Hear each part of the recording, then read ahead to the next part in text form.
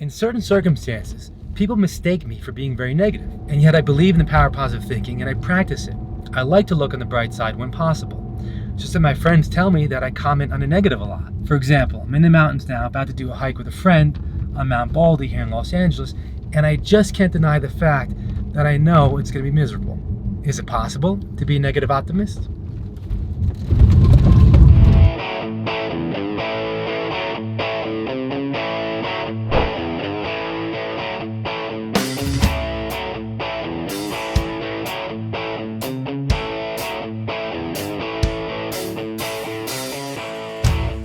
This is my friend Tony, who's taking me on this hike today.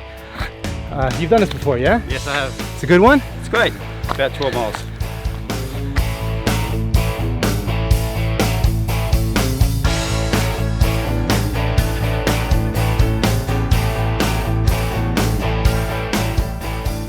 There's a difference between what we say and what we mean. Hicks would joke about her mother arguing, "Don't listen to what I say, listen to what I mean."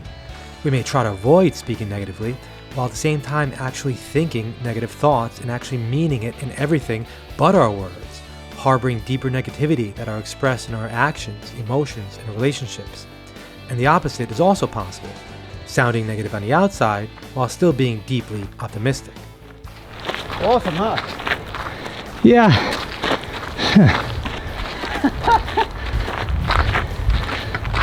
It's torturous. Look at this guy. He's like a mule. Tony's already far ahead of me. You know, I am carrying all this camera gear. It's pretty hot. Pretty exposed out here.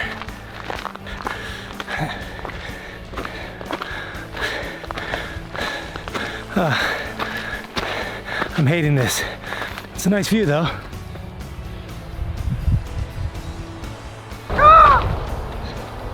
He's giving me bird calls now.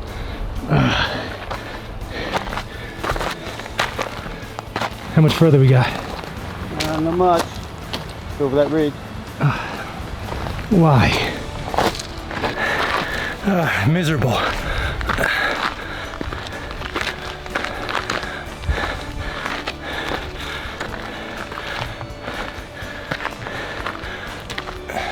Tony, you think I'm too negative?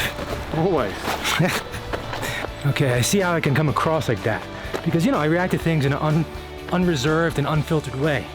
But it's only for entertainment purposes. Just how it sounds. It sounds negative. It's not how I actually feel. Then why say it? Oh my God, I hate you.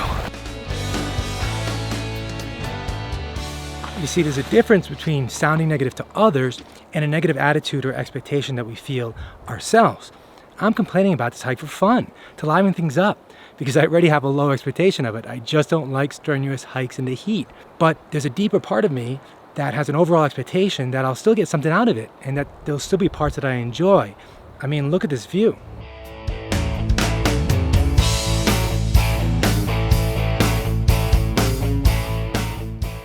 I believe we avoid calling things out that are not pleasing when we have a deeper insecurity.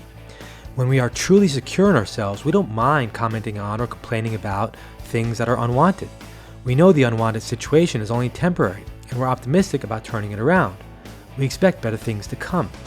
We don't have to be defensive about feeling negative emotions or expressing them when speaking with others. We can fully accept them and learn to surrender to them in a more playful way. Tony, you like my banter, don't you? Sometimes, yes. Sometimes, no. Is this hike over yet? It seems to me that when we try hard to avoid commenting on a negative situation, those are the times when we are the most guarded of our insecurities. And when we do express ourselves in those moments, it's harsher, more critical, and defensive. That's when it's hard to be playful or joke around about it. I don't try to guard myself from negative comments. I've learned to be brave enough to speak the words and not be scared that they'll lead to negative outcomes.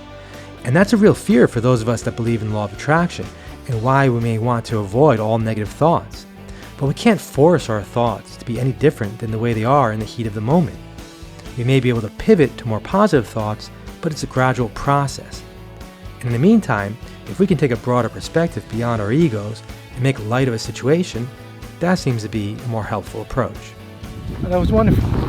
I think we should do this again sometime. You're full of shit. Oh, now who's the negative one? I recorded that, yeah. I'm gonna have to put that in, I'm sorry.